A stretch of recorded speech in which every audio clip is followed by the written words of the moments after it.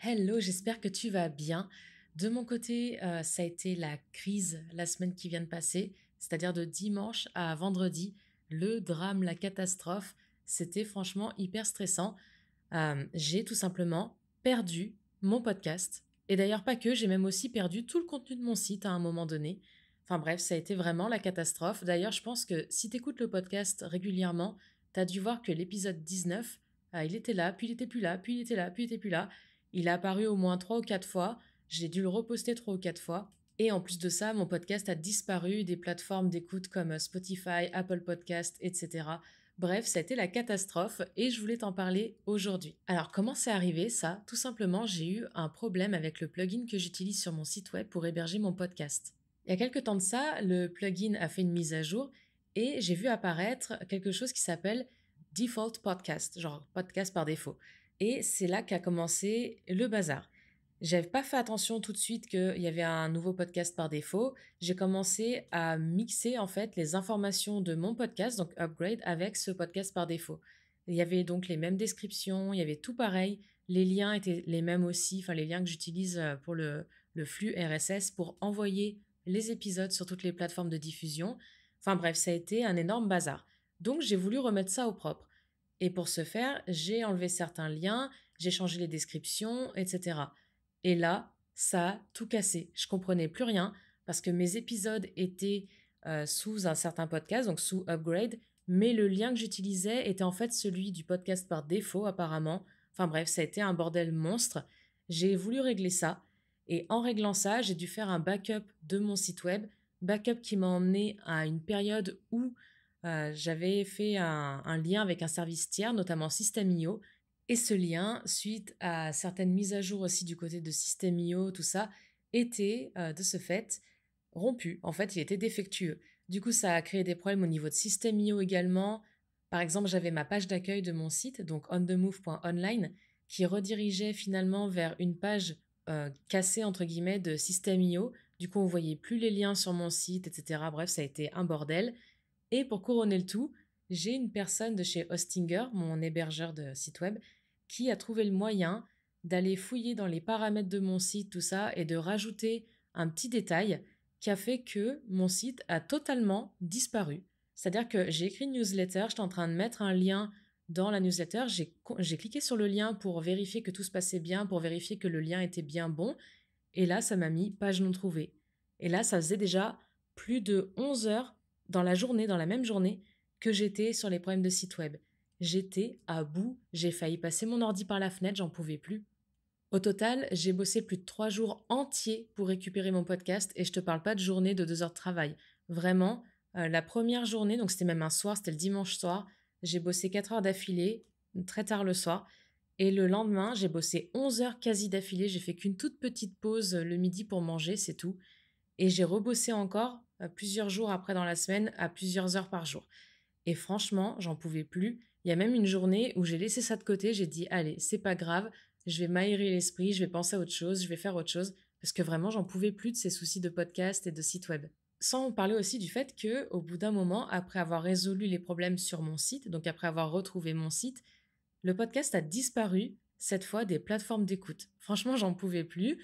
Il était sur mon site, tout allait bien, mais non, en fait, il était plus sur les plateformes d'écoute.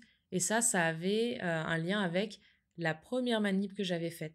Donc j'ai dû faire une restauration du site, j'ai perdu plusieurs épisodes, j'ai dû les reposter, etc., etc. Et franchement, ça y est, ça a été réglé, mais ça m'a pris plusieurs jours de travail, 3 jours entiers, étalés sur 4 ou 5 jours. Donc vraiment, ça a été la catastrophe pour moi. Et je tenais vraiment à te parler de ça parce que tout simplement, ça peut arriver à tout le monde. Si toi, t'es entrepreneuse, entrepreneur, et notamment si tu fais du business en ligne, mais pas que, tu utilises certainement des outils qui sont en ligne tout simplement. Et ça peut t'arriver d'avoir des problèmes techniques comme ça. Et dans ce cas-là, qu'est-ce qu'on fait? Et surtout, qu'est-ce qu'on en retire? Quelles leçons on peut en tirer? Mais aussi quels bénéfices? Alors pour moi, la première leçon que j'en ai tirée, c'est même pas tant une leçon, c'est plus un constat, c'est que la qualité première de tout entrepreneur qui veut durer dans le temps, c'est de savoir faire face aux challenges et trouver des solutions même quand on est à 2 doigts de tout lâcher. C'est hyper important parce que les challenges, les problèmes, ça fait partie de notre quotidien, enfin peut-être quotidien, peut-être pas, mais au moins ça fait partie de quelque chose qui est habituel pour nous. On doit faire face à des challenges de manière régulière, de manière récurrente, et c'est hyper important de savoir faire face à tous ces challenges. La deuxième chose que ça m'a apprise, c'est de garder confiance en ma capacité à trouver ces solutions et à les mettre en place. Tu sais, quand on fait face à des challenges comme ça, qu'on en a vraiment marre, qu'on est à deux doigts de tout jeter, c'est très facile de perdre confiance, c'est très facile de se dire j'y arriverai pas, de toute façon ça marchera pas, il y aura toujours des problèmes, c'est chiant, je veux pas de ça, etc. Et quand on arrive à garder confiance en notre capacité à trouver des solutions et à les mettre en place, on garde un petit peu une lueur d'espoir. On garde ce petit truc, cette petite flamme qui fait que on a confiance, on a la foi et qu'on va aller jusqu'au bout, qu'on va trouver une solution. Et la troisième chose que j'ai retenue de cette anecdote, c'est que c'est hyper important de conserver et de maintenir cette capacité à aller notamment chercher les bonnes informations et au bon endroit.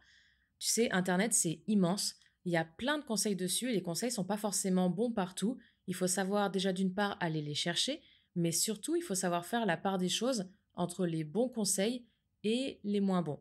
Et surtout aussi, une chose très importante, c'est d'arriver à ne pas se faire happer par l'attrait de la nouveauté. Tu l'as vu, tu le sais, il y a des dizaines de nouveaux outils, de nouvelles opportunités qui poussent chaque jour partout sur Internet, voilà, constamment depuis déjà des mois, voire des années. Et à mon sens, il faut savoir garder son focus et ne pas sauter sur tout ce qui brille dès qu'on en a l'occasion. Bien sûr, ça n'empêche pas de rester ouvert à la nouveauté, hein, je dis pas l'inverse. Mais il faut savoir le faire intelligemment et d'une manière qui nous serve plutôt que d'une manière qui nous fait perdre du temps et des ressources. Et c'est là que la capacité notamment à chercher les bonnes informations entre aussi en jeu. Donc ça, tu vois, c'est trois constats, trois idées, trois opinions, je ne sais pas trop comment appeler ça, qui me sont revenues quand j'ai réfléchi un petit peu à cette anecdote et quand je me suis, quand j'ai fait le point tout simplement sur comment j'avais résolu le problème et comment je m'étais sentie aussi pendant la résolution de ce problème, c'est-à-dire pendant que je cherchais les solutions et après. Maintenant, avec un tout petit peu plus de recul, c'est-à-dire juste quelques jours de recul, il y a surtout un énorme bénéfice que j'ai trouvé à cette anecdote qui m'a fait vraiment enrager pendant un petit moment, c'est qu'elle m'a forcé à faire un point sur les outils que j'utilisais pour créer mes contenus et vendre mes produits et services en ligne, et surtout faire le point sur leur réelle utilité à tous ces outils. Ça m'a permis de remettre au clair mon système et de le rendre plus simple et plus efficace, et par conséquent plus efficient. Alors, c'est quoi la différence entre efficacité et efficience? Dans les deux cas, il s'agit tout simplement d'atteindre un objectif, ça on est d'accord.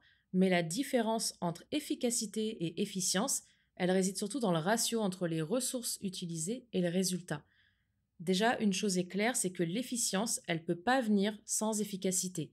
Un système, il doit être efficace avant d'être efficient. Par contre, un système peut être efficace sans être efficient. Ça veut dire qu'on peut atteindre nos objectifs grâce à ce système, mais en y consacrant beaucoup de ressources. Ça peut être du temps, ça peut être de l'argent, de l'énergie, des ressources humaines, etc. Alors que quand un système est efficient, il permet d'atteindre ces mêmes résultats, ces mêmes objectifs, tout en optimisant les ressources utilisées pour y parvenir. Du coup, dans cette optique, faire le point sur les outils qu'on utilise et les systèmes qu'on met en place, c'est un processus qui est hyper intéressant pour continuer d'évoluer et pour optimiser tout ça, surtout dans le but d'améliorer l'efficience au final.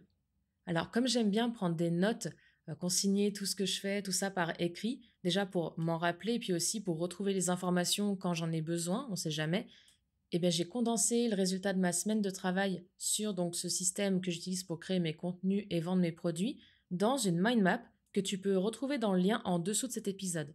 Si jamais tu vois pas le lien directement en dessous de l'épisode, selon la plateforme sur laquelle tu l'écoutes, le lien il peut se trouver soit dans la section à propos, donc dans la section à propos du podcast, soit en cliquant sur le lien de l'épisode lui-même dans la description de l'épisode. Ce lien il va t'emmener à l'épisode qui se trouve sur mon site, donc ça y est, maintenant ça remarche et là, tu auras tous les liens. Ça, c'est le genre de détail qui fait partie des derniers petits détails que je dois régler pour réduire la petite friction que ça provoque. Mais en attendant, tu peux quand même trouver tous les liens dont je te parle dans les épisodes en un clic. Donc, n'hésite pas, la mind map, elle se trouve à 2-3 clics maximum de cet épisode. En tout cas, comme d'habitude, si l'épisode t'a plu, je t'invite à mettre 5 étoiles ou un like sur la plateforme sur laquelle tu l'écoutes. Comme tu le sais, ça m'aide énormément à faire grandir le podcast. Ça m'encourage à continuer de créer ce genre de contenu. Et là, surtout après des semaines comme ça, Vraiment, ça me fait chaud au cœur, donc merci du fond du cœur. Je te retrouve dans le prochain épisode et d'ici là, prends soin de toi. Très belle journée à toi.